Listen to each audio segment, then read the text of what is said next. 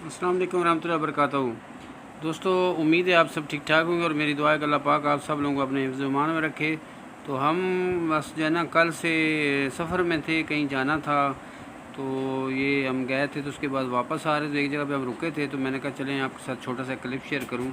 तो ये आप देखें ये, और ये बताएं कि जो है ना ये कौन सी जगह हो सकती है। ठीक है ना, जो जो जानते होंगे उनको समझ में आ जाएगी, जो ख़ास तौर पे इस शहर के होंगे तो उनको पता चल जाएगा कि ये कौन सी जगह है, और जिनको नहीं पता है वो कमेंट्स में कमेंट्स करें, फिर मैं बताऊंगा कि ये कौन सी वाली जगह है। ठीक है ना, देखें कितना खूबसूरत नज़ारा है, शाम के बाद का सीन है। और देखें जो है ना खूबसूरती, देखें कितना मज़ेदार सीन है। ऊपर से ये हम जहाँ से बैठ के बनाई है तो किस तरह का लग रहा है। ठीक है ना, तो ये आपका अपना मुल्क है और आपका अपना जो है ना वो है। देखें कितना खूबसूरत है।